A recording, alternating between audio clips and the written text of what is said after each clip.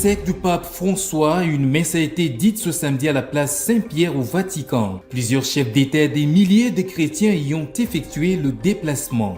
Et puis la population de Goma était dans la rue ce samedi pour protester contre l'occupation de cette ville par le rebelle du M23 AFC.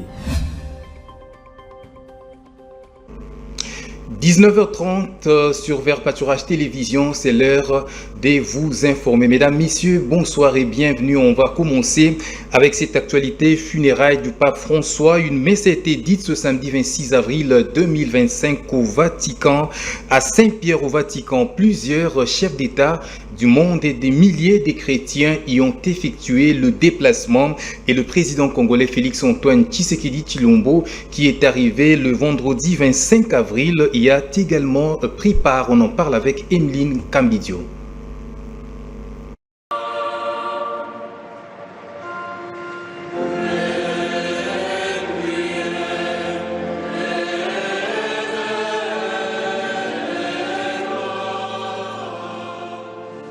Des chefs d'État, des cardinaux, des milliers de chrétiens du monde entier sont venus à la place Saint-Pierre pour rendre les derniers hommages au pape François. Le doyen du collège des cardinaux a dans son homélie rappelé les innombrables actions de pape François en faveur des nécessiteux. L'officiant du jour a dans sa prière recommandant l'âme du pontife au Seigneur Jésus-Christ concilier la vie du pape à celle de Pierre. Par notre prière, nous voulons maintenant confier l'âme du bien-aimé pontife à Dieu, afin qu'il lui accorde la félicité éternelle dans l'horizon lumineux et glorieux de son immense amour. Il nous illumine et nous guide. Le pape de l'Évangile, où résonne la voix même du Christ, interpellant le premier des apôtres, Pierre. Pierre, m'aimes-tu plus que ceci? Et la réponse de Pierre fut immédiate et sincère. Seigneur, tu sais tout. Tu sais que je t'aime. Et Jésus lui confia la grande mission. Paix mes brebis. Ce sera là la tâche constante de Pierre et de ses successeurs. Malgré sa fragilité dernière et sa souffrance, le pape François a choisi de suivre cette voie du don jusqu'au dernier jour de sa vie terrestre. Le cardinal Giovanni Battista Re a, après la cérémonie de consécration, procédé au rite du dernier adieu. Ensuite, s'en est suivi une longue supplication de la litanie des saints et la supplique des églises orientales. Notez que la cérémonie privée d'inhumation du pape François a été présidée par le cardinal Kevin Farrell, l'actuel chef intérimaire du Vatican.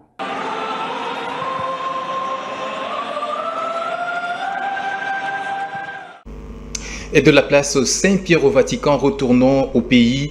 Démolition des constructions érigées en violation des normes urbanistiques, renforcement de mécanismes de contrôle et de surveillance dans les zones à haut risque sont là les mesures prises par le Conseil des ministres du vendredi 25 avril 2025 en vue de prévenir la population des graves inondations. On en parle avec Emeline Kambidio. Les dernières inondations à Kinshasa ayant causé des milliers de victimes ont été discutées au Conseil des ministres. Ces échanges ont amené à plusieurs mesures, à en croire le ministre de la Communication. Ainsi, dans le strict respect des procédures légales existantes, il est indispensable que certaines mesures soient immédiatement mises en œuvre. Il s'agit notamment de la démolition de constructions érigées en violation de normes d'urbanisme, en particulier celles qui entravent les canaux d'évacuation des eaux. Le renforcement de mécanismes de contrôle et de surveillance dans les zones à risque, la mobilisation de la cellule de crise institutionnelle chargée de coordonner l'ensemble des actions de terrain, la sensibilisation et l'accompagnement de populations concernées afin d'assurer une transition respectueuse de droits humains et des règles établies. Le nombre exact de sinistrés des dernières inondations sont connus. Les chiffres ont été révélés au Conseil des ministres. un cumul de 537 912 personnes touchées, 168 blessés, 78 décès et 7 disparus, 80 établissements de soins de santé touchés, 25 145 ménages affectés dans 10 zones de santé, plus de 700 000 personnes sinistrées, dont 4 303 femmes et 2 797 hommes sont hébergés dans 3 sites principalement, les stades de Martyrs et les stades Tata Raphaël. Un nouveau site d'hébergement a été ouvert au stade municipal de Bandalungwa et un autre à Kinkole. Les sites d'hébergement des Liti Lumumba et des Liti Kitomesa ont été fermés. Notez que c'est le chef de l'État qui a présidé ce conseil bien avant de s'envoler pour le Vatican. Et toujours au Conseil des ministres, les activités du parti politique PPRD sont suspendues sur toute l'étendue du territoire national, cela dans le cadre d'un acte pédagogique et de direction et en direction de tous les partis. C'est le porte-parole du gouvernement, ministre de la Communication et Médias, Patrick Mouyaya, qui l'a dit. C'était le vendredi 25 avril lors du compte-rendu de la 41e réunion du Conseil des ministres. Nous vous prions de suivre cet extrait choisi par Shadrach Tenta.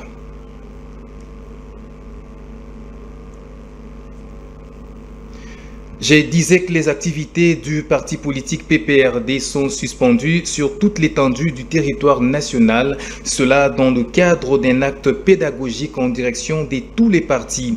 C'est le porte-parole du gouvernement et ministre de la Communication et Médias, Patrick Mouyaya, qui l'a dit le vendredi 25 avril 2025 lors du compte-rendu de la 41e réunion du Conseil des ministres. Suivez cet extrait choisi par Shadrach Tenta.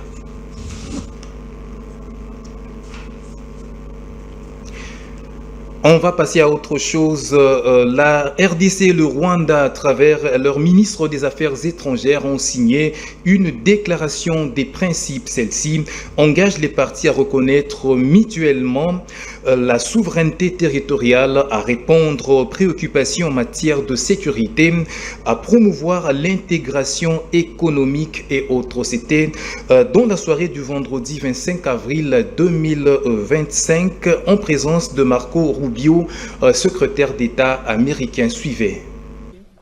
Mr. Secretary of State, Honorable Senator Marco Rubio.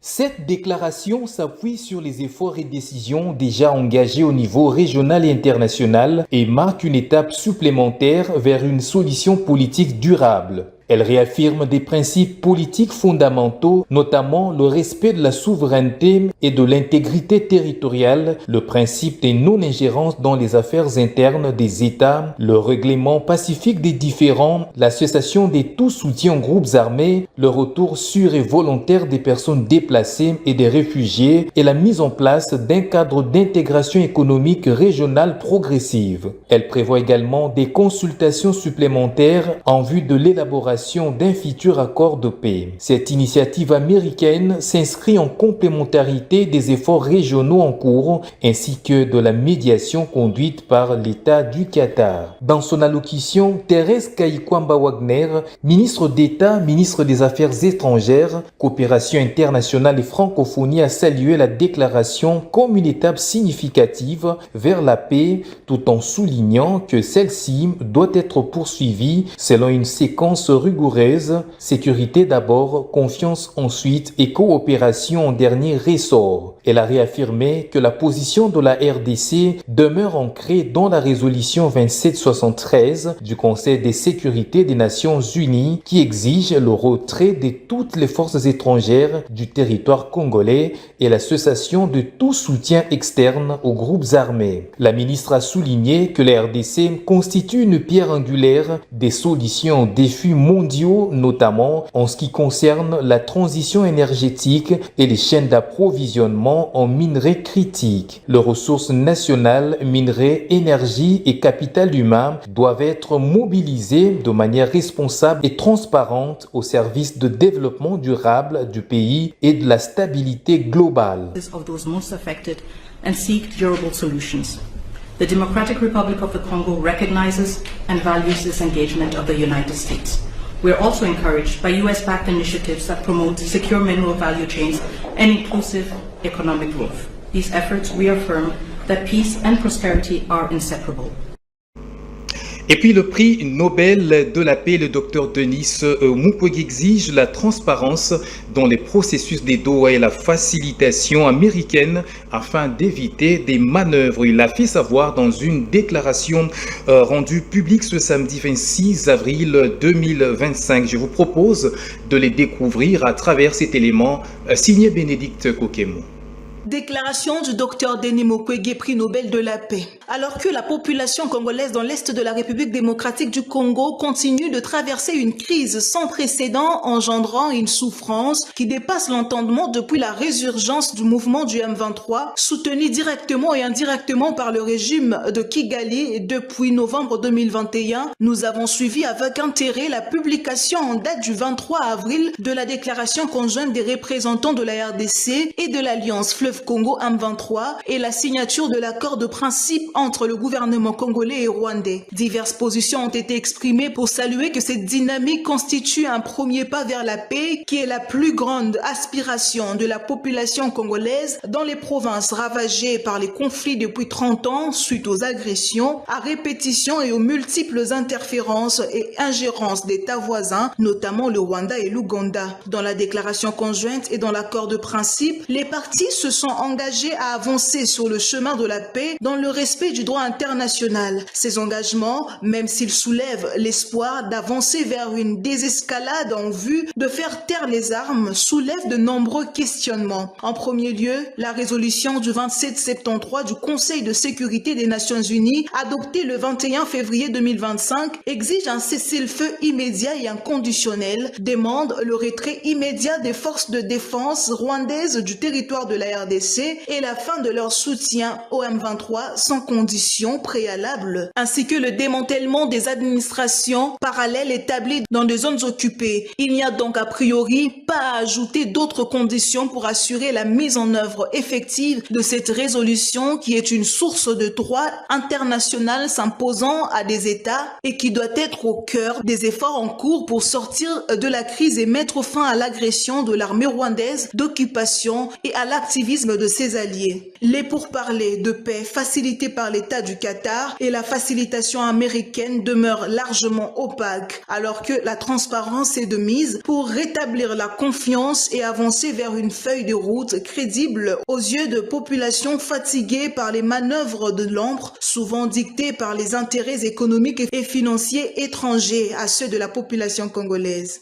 Pour ces différentes raisons, même si nous sommes en faveur des efforts visant à la désescalade pour arriver à un cessez-le-feu et à faire taire les armes, nous demeurons circonspects suite à la publication des récentes déclarations, car ceux qui cherchent à restaurer la paix dans l'est de la RDC ne doivent pas perdre de vue non seulement que ce conflit armé est en grande partie international, mais aussi qu'il dure depuis des décennies, a provoqué la mort et le déplacement de millions de personnes, la commission des crimes internationaux les plus graves et l'une des catastrophes humanitaires la plus dramatique du monde et ne peut par conséquent pas se satisfaire de solutions à minima.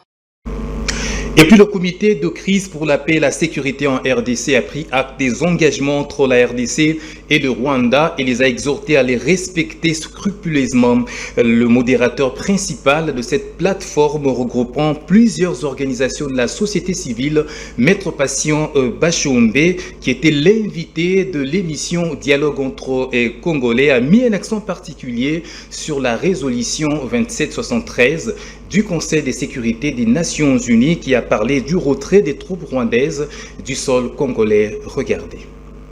Réagissant à propos des engagements pris entre le parti dans ce conflit, Maître Patient Bashombe, modérateur. Réagissant à propos des engagements pris entre le parti dans ce conflit, Maître Patient Bashombe, modérateur principal du comité de crise pour la paix et la sécurité en RDC, qui était l'invité de l'émission Dialogue entre Congolais à Radio Okapi, les a salués et exhorté les partis à les respecter. Je voudrais rappeler que la dynamique communautaire pour la cohésion sociale et développement, DICODE RDC, en partenariat avec une centaine d'organisations de la société civile, des dynamiques des femmes et des organisations spécialisées sur la question de paix et sécurité, avait mis en place un comité de crise pour la paix et la sécurité en RDC. Après toutes les tergiversations avec après tout cette attente, nous arrivons quand même à une phase très très décisive. Et donc nous avons salué cet engagement, n'est-ce pas, qui est déjà un pas vers la paix. Et donc pour nous, ce que nous pouvons exhorter aux partis, c'est de respecter scrupuleusement leurs engagements dans un esprit de responsabilité historique. Nous voulons demander aux partenaires humanitaires de la République démocratique du Congo, notamment les États-Unis, l'Union européenne et les Nations unies aussi, de voir maintenant rapidement comment ils peuvent profiter de cette trêve pour acheminer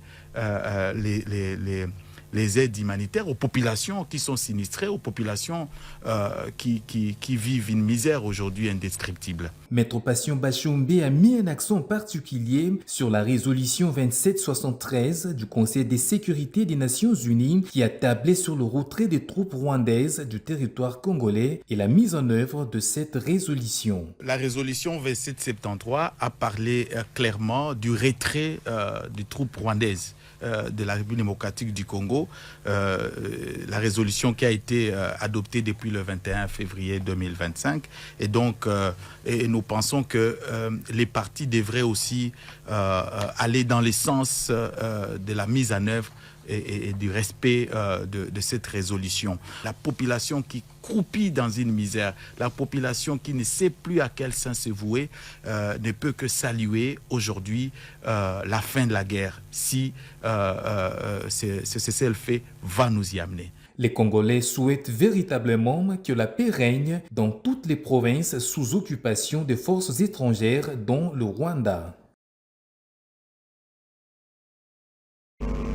Et pour boucler à ce chapitre relatif à la sécurité, la population des Goma était dans les rues ce samedi 26 avril 2025 pour protester contre l'occupation illégale par le rebelle du M23 AFC. Des travaux forcés, torture, pillage et exploitation illégale de minerais. Les Gomatraciens en ont ras-le-bol. Écoutez Moïse Angui, habitant des Goma et militant de la Lucha. Jour pour jour, 90 jours déjà, 3 mois que les troupes rwandaises sont en train de piller le Congo, d'exploiter nos ressources et de massacrer nos populations. Nous encourageons le gouvernement à tout faire pour que c'est hors la loi, ces criminels quittent Goma et qu'ils laissent la population en toute quiétude. Les démarches qui sont menées ça et là doivent aboutir à une cessation définitive des hostilités pour permettre aux compatriotes qui ont fui les affres de guerre à rentrer respectivement dans leurs milliers. Nous déplorons le fait que le gouvernement semble gérer cette question avec plus de tâtonnement et de légèreté, alors qu'il y a des compatriotes qui continuent à perdre leur vie et des richesses immenses.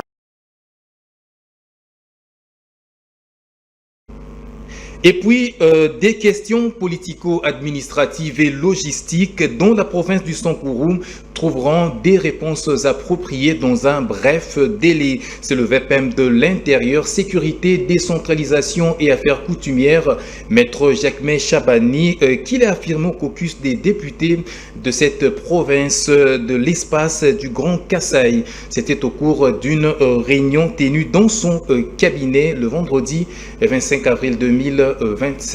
Regardez. La tenue de cette réunion fait suite à l'exposé de chaque membre de la délégation sur le problème que menace le vivre ensemble dans le Sankourou, parmi lesquels le non-respect de la procédure de désignation des autorités coutumières, la crise à l'Assemblée provinciale et des informations sécuritaires préoccupantes. Pour ce faire, le patron de la territoriale attend un rapport détaillé afin d'y apporter des solutions. Nous sommes effectivement venus échanger de la situation de notre province avec le vice-premier ministre, ministre de l'Intérieur, à qui nous avons présenté un peu tout ce qui était comme doléances, comme inquiétude par rapport à notre province. Nous avons eu une oreille attentive du VPM qui nous a à son tour présenté un peu ses initiatives au niveau de son ministère. Ce que nous avons retenu, c'est que le Sankourou est programmé dans son itinérance d'ici, disons, après juin. Ceci nous réjouit beaucoup parce que ça sera pour la première fois qu'un ministre de l'Intérieur ayant rang de VPM, mis à part l'honorable Asselo qui est originaire du Sankourou, va descendre là-bas. Deuxième chose, il nous a parlé des équipements, de la logistique. Nous avons été très contents d'apprendre de la bouche du VPM que le Sankourou va bientôt être doté en matériel, en véhicules pour le commissariat provincial, pour les administrateurs du territoire. Par ailleurs, le VPM de l'Intérieur a informé les élus des Sankourou qu'il effectuera une visite dans cette province de Lumumba dans le cadre de son itinérance.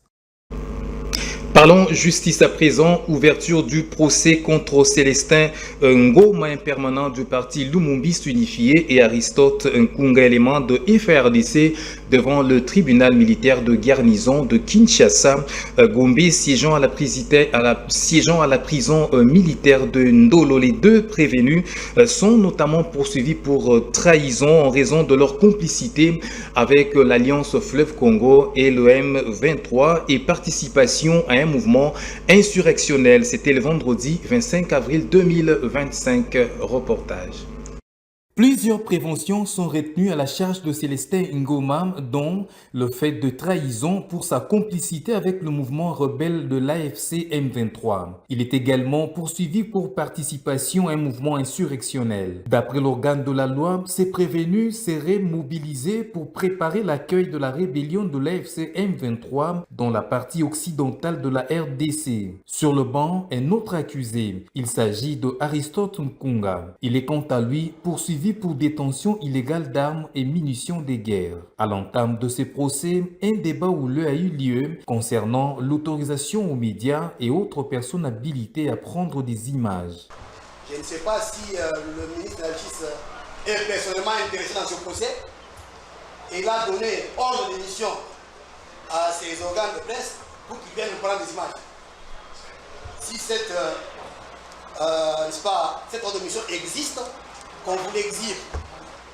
Si l'exhibition du ministère public, il est interdit. Voilà, le principe, c'est l'interdiction. C'est ça le principe de tout organe de presse pendant l'instruction, à l'ouverture même de l'instruction, à l'ouverture même de l'audience, il est interdit.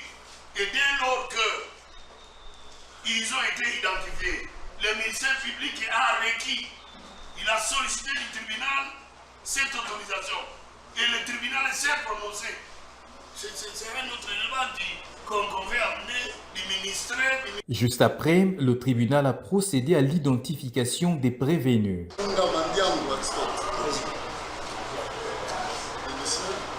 À Kinshasa, 3 février 88. Nkunga Mandiango Jean-Claude, vivant.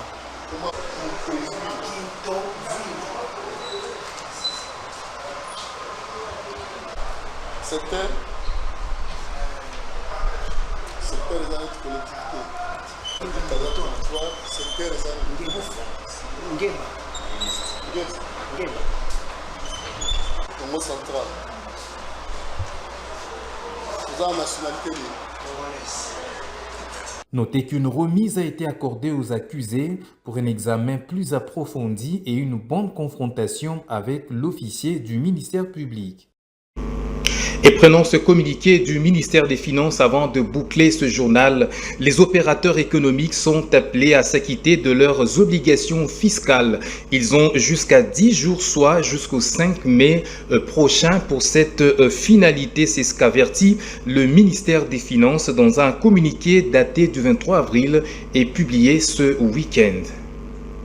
Ils sont plus de 11 000, les opérateurs économiques qui doivent s'acquitter de leurs obligations fiscales. Un travail de fiabilisation du répertoire général des contribuables de la Direction générale des impôts a été entrepris par l'IGF. Dans un communiqué du ministère des Finances, on peut lire, je cite, « À l'issue de ce travail, notamment après rapprochement entre les données du répertoire des redevables de la DGI arrêtées au 31 juillet 2024 et celles recueillies auprès de banques commerciales, ainsi que certains établissements publics, dont l'autorité de régulation de la sous-traitance dans le secteur privé, il en résulte que 11 717 opérateurs économiques identifiés dans ce répertoire comme étant sans adresse connue ou sans activité sont en réalité actifs, soit parce qu'ils ont été retracés dans le relevé de comptes actifs produits par les banques commerciales, soit parce qu'ils sont bénéficiaires de contrats de sous-traitance. Ces derniers n'ont fait objet d'aucune mesure de relance. C'est ainsi que le ministère les invite donc à se présenter au plus tard le 5 mai 2025 auprès de leurs services gestionnaires afin de procéder à la régularisation spontanée de leur situation fiscale. Le communiqué renchérit que passé ce délai, des mesures contraignantes seront prises à leur encontre,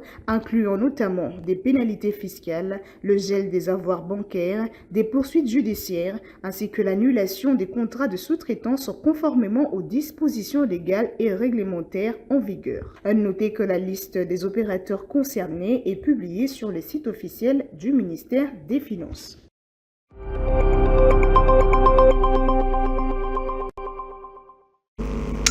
Au Gabon, la Cour constitutionnelle a entériné la victoire de Brice Oligui Nguema à l'élection du 12 avril dernier. Suivez.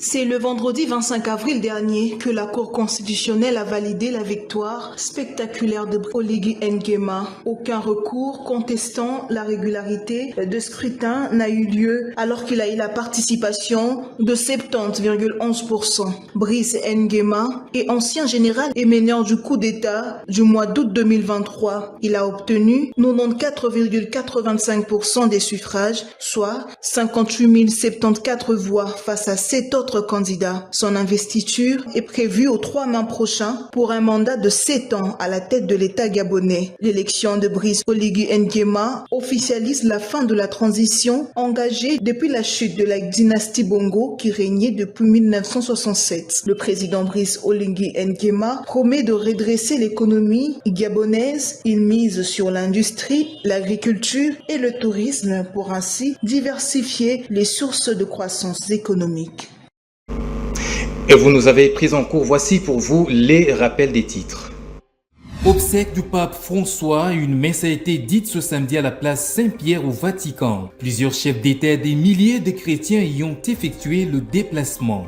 Et puis la population de Goma était dans la rue ce samedi pour protester contre l'occupation de cette ville par le rebelle du M23 AFC. Et c'était un réel plaisir pour nous de vous présenter cette grande édition du journal. Mesdames, Messieurs, merci de l'avoir suivi. Au revoir et bonne suite des programmes sur votre télévision.